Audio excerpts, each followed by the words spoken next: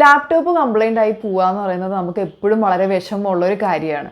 അപ്പോൾ എപ്പോഴും അതിനകത്ത് സംഭവിക്കുന്നത് നമ്മുടെ ഡേറ്റ ലോസ് ആയിരിക്കും. ഇപ്പോൾ ഫോട്ടോസ് ആയിരിക്കട്ടെ, ഒത്തിരി കാര്യങ്ങൾ നമ്മൾ ഒത്തിരി വർഷങ്ങളായിട്ട് സ്റ്റോർ ചെയ്ത് വെച്ചേക്കുന്നത് നമുക്ക് അതുവഴി നഷ്ടമാവുകയാണ് ചെയ്തത്. അപ്പോൾ കഴിഞ്ഞ ദിവസം എൻ്റെയും ലാപ്ടോപ്പ് കംപ്ലൈൻ്റ് ആയി. അപ്പോൾ ലാപ്ടോപ്പ് കംപ്ലൈൻ്റ് ആയപ്പോൾ ഞാനും ഇതുപോലെ തന്നെ ഭയങ്കര വിഷമമായിട്ട് ഇരിക്കുകയായിരുന്നു. അപ്പോഴാണ് അതിൻ്റെ മദർ ബോർഡാണ് കംപ്ലൈൻ്റ് അയക്കുന്നത്. ഹാർഡ് ഡിസ്കിന് കംപ്ലൈൻ്റ് ഒന്നും പറ്റിയിട്ടുണ്ടായിരുന്നില്ല. അപ്പോൾ അങ്ങനെ കംപ്ലൈൻ്റ് ആയിട്ടുള്ള നമ്മുടെ പഴയ ലാപ്ടോപ്പിൽ നിന്ന് എങ്ങനെ നമുക്ക് ഡേറ്റ അല്ലെങ്കിൽ ഫോട്ടോസൊക്കെ റിട്രൈവ് ചെയ്തെടുക്കുക എന്നുള്ളതാണ് നമുക്കിന്ന് നോക്കുന്നത്.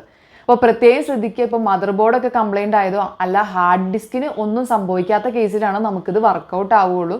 അപ്പോൾ അങ്ങനെയുള്ള കേസിൽ നമുക്ക് ഈസി ആയിട്ട് ഡേറ്റ നമുക്ക് എടുക്കുകയും ചെയ്യാം. അപ്പം ഞാനത് ചെയ്തതെന്ന് പറഞ്ഞാൽ ഇതിൻ്റെ അകത്തുനിന്ന് നമുക്കൊരു ഇൻറ്റേർണൽ ഹാർഡ് ഡിസ്ക് വരുന്നുണ്ട്. അതിനകത്താണ് നമ്മുടെ ഡേറ്റയൊക്കെ സ്റ്റോർ ചെയ്ത് വെച്ചേക്കുന്നത്.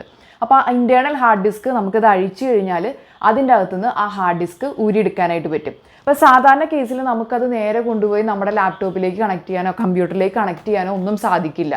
അത് ഇൻറ്റേർണൽ ഹാർഡ് ഡിസ്ക് ആണ് വരുന്നത്. അപ്പോൾ അതിന് നമുക്കൊരു കൺവേർട്ടർ അല്ലെങ്കിൽ ഒരു അഡാപ്റ്റർ ആവശ്യമായിട്ടുണ്ട്. അപ്പോൾ അതിന് വേണ്ടിയിട്ട് നമ്മൾ ഉപയോഗിക്കുന്ന ഒരു ആക്സസറിയാണ് ഈ കാണുന്നത്. അപ്പോൾ ഇതിനെയാണ് നമ്മൾ ഹാർഡ് ഡിസ്ക് കൺവേർട്ടർ അല്ലെങ്കിൽ അഡാപ്റ്റർ എന്ന് പറയുന്നത്. അപ്പോൾ ഇതൊരു കേസ് ആയിട്ടാണ് വരുന്നത്. അതിൻ്റെ കൂടെ തന്നെ ഒരു USB കേബിളും കൂടെ വരുന്നുണ്ട് നമുക്ക് ലാപ്ടോപ്പിലേക്കോ കമ്പ്യൂട്ടറിലേക്കോ കണക്ട് ചെയ്യാൻ വേണ്ടിയിട്ട്. അപ്പോൾ നമ്മൾ ചെയ്യേണ്ടത് എന്താണെന്ന് വെച്ചാൽ നമ്മുടെ പഴയ ലാപ്ടോപ്പിൽ നിന്ന് അഴിച്ചു വെച്ചേക്കുന്ന ഇൻറ്റേർണൽ ഹാർഡ് ഡിസ്ക് ആണ് ഈ കാണുന്നത്. അത് ഇതിനകത്തൊരു പോർട്ട് വരുന്നുണ്ട്. അതിലേക്ക് നമ്മൾ ഈ കേസ് ഒന്ന് സ്ലൈഡ് ചെയ്ത് കൊടുത്തു കഴിഞ്ഞാൽ നമുക്ക് ഇതുപോലെ അഴിച്ചെടുക്കാനായിട്ട് പറ്റും. എന്നിട്ട് തിരിച്ച് ഈ കാണുന്ന നമ്മുടെ ഇൻറ്റേർണൽ ഹാർഡ് ഡിസ്ക് ഇവിടെ കാണുന്ന ഈ പോർട്ടിലേക്ക് ഒന്ന് സ്ലൈഡ് ചെയ്ത് കൊടുത്ത് പ്രസ് ചെയ്ത് കഴിഞ്ഞാൽ ഇത് അതിൻ്റെ അകത്തേക്ക് കയറി പ്ലേസ് ആയിട്ടുണ്ട്. കണ്ടോ, ഇതുപോലെ ഇരുന്നിട്ടുണ്ട്. അപ്പോൾ ഇത് നമുക്ക് ഈ കേബിൾ വെച്ച് നമുക്കിനി നമ്മുടെ ലാപ്ടോപ്പിലേക്കോ കമ്പ്യൂട്ടറിലേക്കോ കണക്ട് ചെയ്യേണ്ട കാര്യമുള്ളൂ. നമ്മുടെ പഴയ ലാപ്ടോപ്പിലുള്ള എല്ലാ ഡേറ്റയും നമുക്ക് അതുവഴി ആക്സസ് ചെയ്യാനായിട്ട് പറ്റും. അപ്പോൾ ഡേറ്റ ആക്സസ് ചെയ്യാൻ പറ്റും എന്നുള്ളത് മാത്രമല്ല കേട്ടോ ഇതിൻ്റെ ഒരു ഫീച്ചർ. കാരണം നമുക്കിതൊരു എക്സ്റ്റേണൽ ഹാർഡ് ഡിസ്ക് ആയിട്ട് യൂസ് ചെയ്യാനായിട്ടും പറ്റും. നമുക്ക് ഈ ഒരു അഡാപ്റ്റർ എപ്പോഴും കൊണ്ട് നടക്കുകയാണെന്നുണ്ടെങ്കിൽ എവിടെ പോകുമ്പോഴും നമുക്ക് ഡേറ്റ സ്റ്റോർ ചെയ്യാനായിട്ട് ഇത് വളരെ യൂസ്ഫുൾ ആയിട്ടുള്ളൊരു കാര്യമാണ്.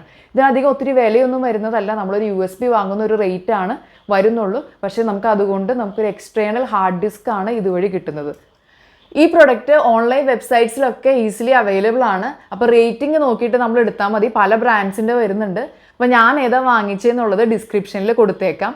അപ്പോൾ ഇത് അറിയുന്നവരും അറിയാത്തവരും ഒത്തിരി ഉണ്ടാവുമായിരിക്കും. അപ്പോൾ ഇതിന് മുമ്പ് എൻ്റെ 2 ലാപ്ടോപ്പൊക്കെ പണ്ട് കംപ്ലൈൻ്റ് ആയിട്ടുണ്ട്. പക്ഷെ അന്നേരം ഇങ്ങനെ ഒരു ഓപ്ഷൻ ഉണ്ടായിരുന്നോ എന്ന് എനിക്കറിയില്ല. അതുകൊണ്ട് തന്നെ ഒത്തിരി ഡേറ്റയൊക്കെ ഒത്തിരി ഫോട്ടോസൊക്കെ അന്ന് തന്നെ പോയിട്ടുണ്ടായിരുന്നു. അപ്പോൾ പിന്നീടാണ് ഇത് കണ്ടുപിടിച്ചത്. അപ്പോൾ അതുകൊണ്ട് തന്നെ ഒത്തിരി യൂസ്ഫുൾ ആയിട്ടുള്ള കാര്യമാണ്. അപ്പോൾ അറിയാത്തവർക്ക് വേണ്ടിയിട്ട് മാക്സിമം ഷെയർ ചെയ്ത് കൊടുക്കുക. നമ്മുടെ ഒത്തിരി പണ്ടത്തെ ഫോട്ടോസൊക്കെ പോവാന്ന് പറയുന്നത് നമുക്ക് ഒത്തിരി വിഷമമുള്ള കാര്യമാണല്ലോ. അപ്പോൾ അറിയാത്തവരിലേക്കായിട്ട് ഇത് ഷെയർ ചെയ്ത് കൊടുക്കുക. അപ്പോൾ വീഡിയോ ഇഷ്ടപ്പെട്ടെന്നുണ്ടെങ്കിൽ ലൈക്ക് ചെയ്യുക, ഷെയർ ചെയ്യുക. അതുപോലെ തന്നെ ചാനൽ സബ്സ്ക്രൈബ് ചെയ്തിട്ടില്ലെങ്കിൽ സബ്സ്ക്രൈബ് ചെയ്യുക.